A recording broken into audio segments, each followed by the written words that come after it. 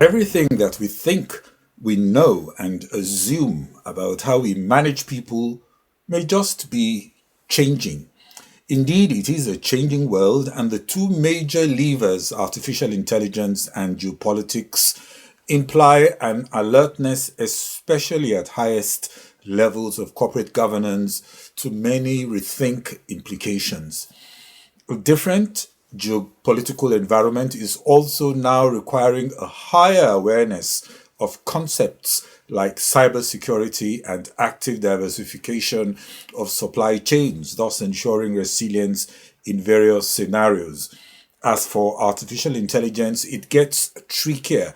First, because it is still fast evolving, and also because of the new complexities for which most are simply unprepared. What we know is that people must still take the lead and are not going to be just part of a loop. But this requires reinvention of how we look at talent in corporations to ensure people and technology are working together.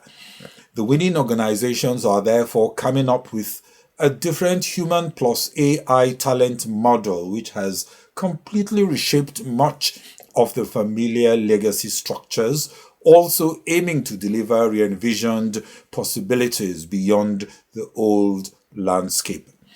There are five main shifts, issues, or trends that I would want to draw attention to, especially for human capital executives in 2026 and going into the future. First, the urgent need to reskill has never been more critical. Implementing AI implies at least 40% of the workforce need to reskill over the next 3 years, translating to 1.4 billion people of the 3.4 billion in the global workforce. A decade ago, skills acquired had a half life of at least 10 years. Today, that has shrunk to about 4 years and keeps shrinking. That means 50% of what you know gets outdated or useless in 4 to 5 years' time, and in some cases, half life is just 2 years. This means classroom learning is no more fit for purpose in most cases and being replaced by extensive self learning and learning embedded in daily workloads. Artificial intelligence models can enable dynamic real time skill gap analysis and enable skill gap bridging solutions, which are fast replacing static legacy training room models. Second, we had discussed in many previous episodes the new reality of a changing pyramid in the workplace as the demand declines acutely for entry level and support type tasks, which used to be handled by lower level entrants. These tasks are increasingly replaced by artificial intelligence with far improved accuracy. But then, how do you get your middle level staff scaled in areas they should have picked up during assignments in junior levels if those assignments are now automated? This implies rethink of competence models, job content, job valuation, and skill building interventions, especially on how to embed these interventions on a more dynamic basis in daily work loads. Third, there is a trend of not just doing our HRM better or finding ways to upgrade aspects of talent management. What we are seeing is a complete reinvention of talent. This is a fundamental rethink, also enabled by new technologies, the same technologies driving the need for the rethink. Reinvention, according to a recent Accenture publication on the theme, requires fresh and shared clarity on what is value and focus on new possibilities in terms of measurable transformational performance outcomes. Artificial intelligence only makes sense if people work to deliver new value that more than justifies the investment. The clarity on how this can be done must be evident to people if they are to be carried along with any reinvention. Reinvention could also imply revisiting team structures and enabling new flexibilities as AI enables a different level of collaboration. AI platforms also enable more nimble talent mobility, allowing people to be moved to where they are needed as soon as required and for no longer than required. All the flux requires leaders comfortable with the ambiguity who can foster an environment of curiosity, innovation, and cooperation and know how to dismantle traditional organization silos. Fourth, workforce planning was once static. Now it is more dynamic. Skills and roles are now shifting in real time. Legacy HR structures will hold back progress as new AI tools expose gaps between how fast the business and technology are evolving and how slowly talent systems are adapting. All these are opportunities as almost all talent reinventors have a new talent strategy integrated and enabled with new AI tools through a strong AI and HR tie up. As work becomes more fluid, the ability to quickly match skills, assess team fit, and flag risks like burnout are now being supported with artificial intelligence. Artificial intelligence HR platforms help to effect an internal first mobility strategy as talent becomes more scarce. A fifth shift is the transition from job security to focus on skill security. Retaining the skills you need to have and motivating them requires a different culture and more humble leaders who prioritize coaching and excel in elevating human potential and communicating with empathy. Employee feedback is now more continuous, replacing old static models. New 360-degree sentiment assessments, reports, and analysis are feeding into new pay for value and performance models. Let me conclude by noting that studies also show that there is an emotional toll of AI adoption given the new complexities, anxieties with job displacement, and in some cases, some loss of autonomy in making decisions as AI disrupts the traditional decision making model. Organizations are preparing to deal with some of these stresses to help people cope with some of the emotional exhaustion. Also, barriers exist as roles and work processes are still mostly mapped to old legacy processes. So you have many with systems still linked to pre-AI era performance models, and many cultures are married to the past with deep-seated preferences which can work against effective AI adoption, thus working against the value leap you want to see. Hello, this is Global Business Insights, where we look at the world from a business perspective and bring analysis and updates that help to navigate the context.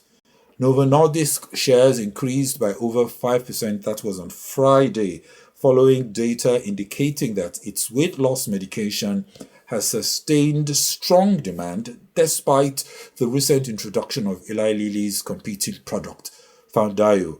Eli Lilly's pill was launched earlier this month, while Novo Nordisk's Wegovy pill became available in the United States in early January. Based on data cited by analysts, Foundayo recorded approximately 3,700 prescriptions during its second week post-launch, whereas Wegovy reached more than 18,000 prescriptions in its second week. The size of the US market for weight loss medications gives Eli Lilly some advantage also as new America First strategies aim to protect the market.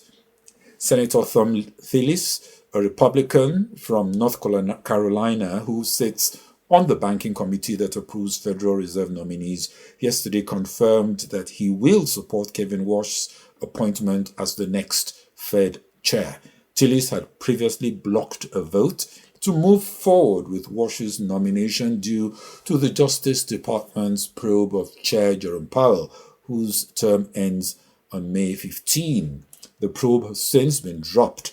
Tillis had said the DOJ's investigation was a serious threat to the central bank's independence and would have had devastating consequences for US financial systems and the markets worldwide. Elon Musk is taking Sam Altman and OpenAI to court in California, alleging the company abandoned its original non-profit mission after he left in 2018. Musk seeks over $134 billion in damages for OpenAI's charitable arm, while OpenAI and Microsoft call his claims unfounded and see it as an attempt by a competitor to weaken their position. To other news, mainly on the geopolitical front, Donald Trump and his cabinet were quickly evacuated from the White House Correspondents' Association dinner after gunfire erupted near the Washington Hilton hotel. Authorities detained the suspect and the event was cancelled. It was reported that a Secret Service officer had been shot but was saved by a bulletproof vest. The Washington Hilton, the sprawling hotel complex in Northwest DC, where the incident took place, was also the location of the attempted assassination of former US President Ronald Reagan in 1981.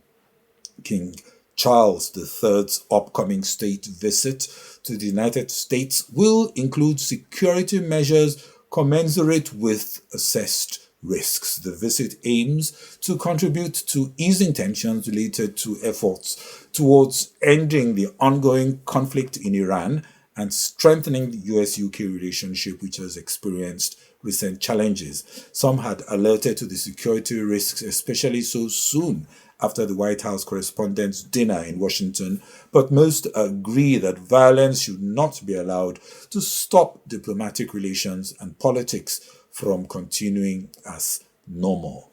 President Trump had earlier cancelled the planned visit of Steve Witkoff and Jared Kushner, two of his envoys, to Pakistan, after Iranian officials indicated that peace talks would not involve direct negotiations. Instead, Iran's Foreign Minister Abbas Araghchi held discussions with Pakistan's Prime Minister Shehbaz Sharif and Army Chief Asim Munir in Islamabad. While specific details were limited, Mr. Araghchi stated that he had communicated Iran's views and considerations regarding the resolution of the conflict.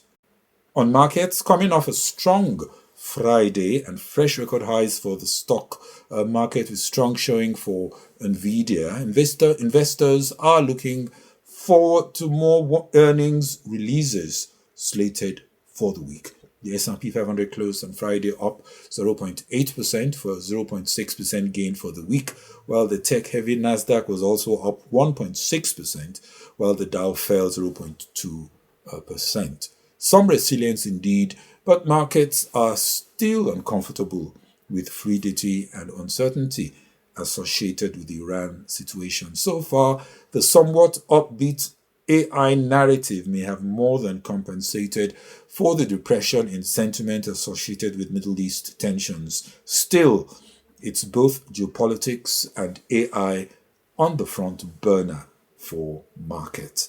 Japanese and South Korean stocks closed at record high despite failed US-Iran talks and the rising geopolitical tensions. Meanwhile, oil prices continue to inch up as diplomacy stalled and the risks related to the Strait of Hormuz intensified. Brent crude was up over 2% in early morning trade. Stocks in China were also mostly higher as industrial profits jumped 15.8% from a year earlier in March, also the highest growth rate since September last year. Growth also quickened from a 15.2% surge in the first 2 months of this year. The improved profitability was partly due to robust exports in the first quarter, which grew 14.7% from a year earlier and was also the fastest pace since early 2022. Well, that's it on this special edition of Global Business Insights. This is Bode Oshosami. Do not forget to subscribe and hit the notification button. Bye-bye.